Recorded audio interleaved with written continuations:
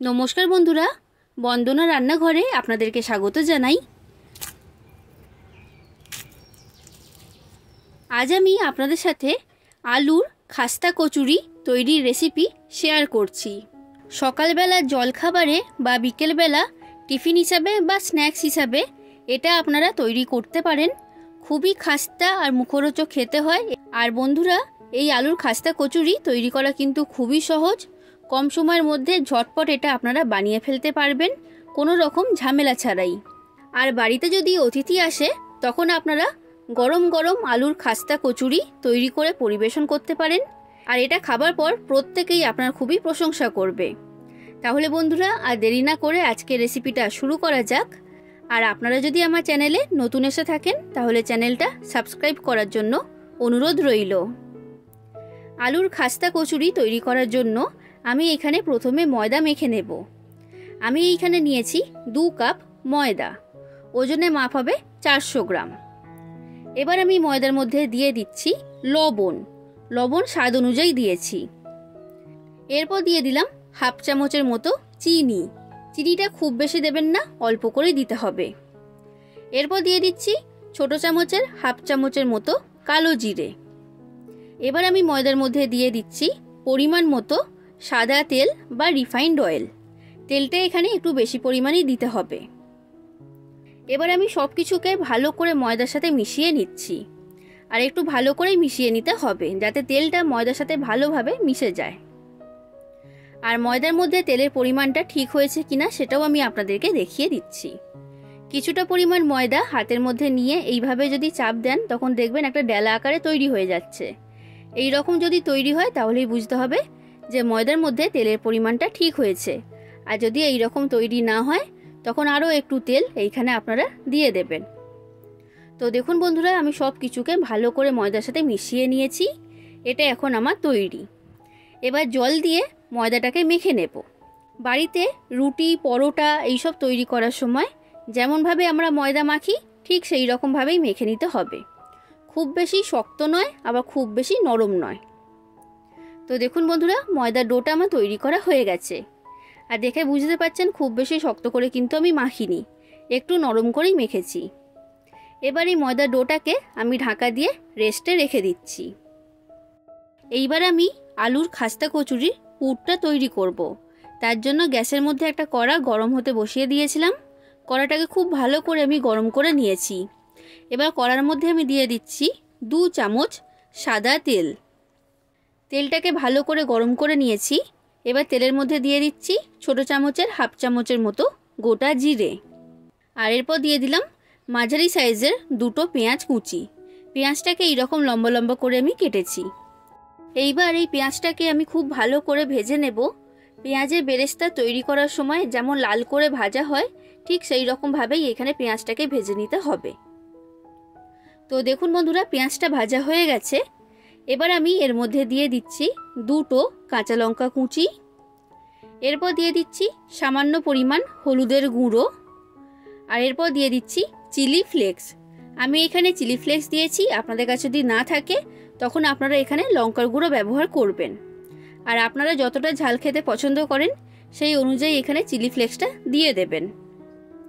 এরপর দিয়ে দিচ্ছি লবণ স্বাদ অনুযায়ী। আর এরপর দিলাম সামান্য পরিমাণ চিনি। এরপর দিয়ে দিলাম 1 চামচ চাট মশলা দিলে পুরটা খুবই মুখরোচক খেতে হয়। এইবার আমি মশলার মধ্যে দিয়ে দিলাম মাঝারি সাইজের 2টো সেদ্ধ আলু। আর আলু সেদ্ধটাকে এইভাবে ছোট ছোট টুকরো করে ভেঙে আমি এর মধ্যে দিয়ে দিচ্ছি। বড় টুকরো থাকলে কিন্তু হবে না। এবার গ্যাসের ফ্লেমটা লো থেকে মিডিয়াম ফ্লেমে রেখে আলু সেদ্ধটাকে আমি মশলার সাথে ভালো করে কষিয়ে নিচ্ছি। 2 থেকে 3 মিনিটের মতো এটাকে কষিয়ে নিতে হবে। তো দেখুন বন্ধুরা, আমি 2 থেকে 3 মিনিটের মতো খুব ভালো করে এটাকে কষিয়ে নিয়েছি। আলুর পুরটা এখন আমার তৈরি হয়ে গেছে। নামানোর আগে আমি এর মধ্যে দিয়ে দিচ্ছি সামান্য পরিমাণ গরম মশলা। এবার গরম মশলা দিয়ে ভালো করে আমি মিশিয়ে নিলাম। তৈরি হয়ে গেল আলুর পুর। এবার এই আলুর পুরটাকে একটা পাত্রের মধ্যে আমি তুলে রেখে দিচ্ছি ঠান্ডা হবার জন্য। সম্পূর্ণ ঠান্ডা হয়ে যাওয়ার পরই কিন্তু আলুর খাস্তা কচুরিগুলো তৈরি করতে হবে। যতক্ষণে আলুর পুরটা ঠান্ডা হচ্ছে এই সময়ের মধ্যে আমি যে ময়দাটা মেখে রেখে দিয়েছিলাম সেটা আমি নিয়ে নিয়েছি। এবার এই ময়দার ডোয়ের মধ্যে থেকে আমি লেচি কেটে নেব। তো লেচি কাটার আগে ময়দার ডোটাকে একবার ভালো করে মেখে নিতে হবে। তো এটাকে আমি ভালো করে মেখে নিয়েছি। এবার এর মধ্যে থেকে আমি লেচি কেটে নিচ্ছি। লেচিগুলোকে কিন্তু খুব বেশি ছোট করে কাটলে হবে না। লুচির যেমন সাইজ হয় তার থেকে একটু বড় সাইজের করে লেচিগুলোকে এখানে কেটে নিতে হবে। তো দেখুন বন্ধুরা, আমার এখানে সব লেচিগুলো তৈরি করা হয়ে গেছে। এবার যে আলুর পুরটা আমি তৈরি করেছিলাম সেটা এখন সম্পূর্ণ ঠান্ডা হয়ে গেছে। এবার আমি কচুরিগুলো তৈরি করব। তো একটা লেচি আমি নিয়ে নিলাম। এবার এই লেচিটাকে আমি বাটির আকারে তৈরি করে নিচ্ছি। তো দেখুন বন্ধুরা, এরকম বাটির আকারে আমি তৈরি করে নিয়েছি। এবার পরিমাণ মতো পুর আমি এর মধ্যে দিয়ে দিলাম।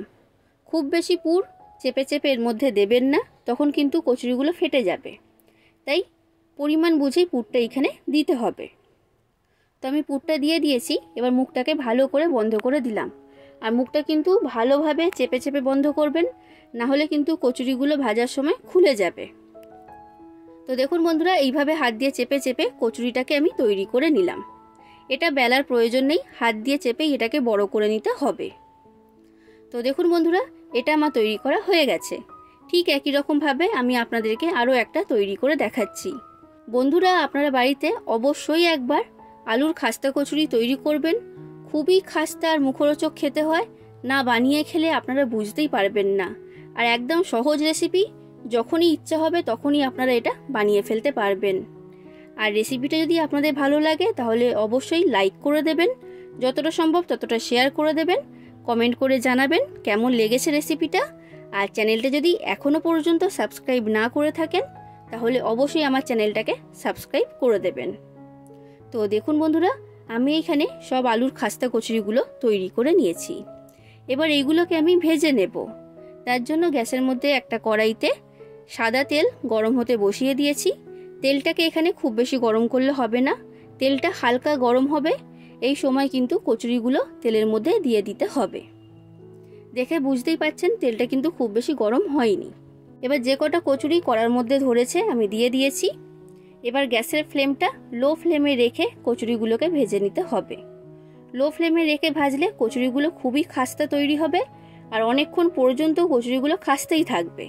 আর আপনারা যদি মিডিয়াম থেকে হাই ফ্লেমে রেখে কচুরিগুলো ভাজেন তখন এগুলো খাস্তা তৈরি হবে না, খুব তাড়াতাড়ি রং চলে আসবে, আর ভাজার সাথে সাথেই এটা নরম হয়ে যাবে। তো দেখুন বন্ধুরা, এইভাবে উল্টে পাল্টে দুটো সাইডই খুব ভালো করে ভেজে নিতে হবে। আর দেখে নিশ্চয়ই বুঝতে পারছেন প্রত্যেকটা কচুরি কিন্তু ফুলকো ফুলকো তৈরি হয়েছে। তো দেখুন বন্ধুরা, আমি খুব ভালো করে কচুরিগুলোকে ভেজে নিয়েছি, আর এগুলো খুবই খাস্তা তৈরি হয়েছে। এর থেকে বেশি লাল আমি করব না। এবার আমি তেলের মধ্যে থেকে কচুরিগুলোকে তুলে নিলাম। ঠিক একই রকমভাবে আমি বাদ বাকি আলুর খাস্তা কচুরিগুলোকে তৈরি করে নেব। তাহলে বন্ধুরা, আপনারাও বাড়িতে এইভাবে আলুর খাস্তা কচুরি তৈরি করুন। আশা করছি আপনাদের সকলের রেসিপিটা খুবই ভালো লেগেছে। আর রেসিপিটা কেমন লাগলো সেটা কমেন্ট করে অবশ্যই জানাবেন। আর আমার চ্যানেলটা যদি সাবস্ক্রাইব না করা থাকে তাহলে অবশ্যই সাবস্ক্রাইব করে দেবেন। আজ আসি বন্ধুরা, আবার দেখা হবে অন্য কোনো দিন অন্য কোনো রেসিপির সাথে। ধন্যবাদ।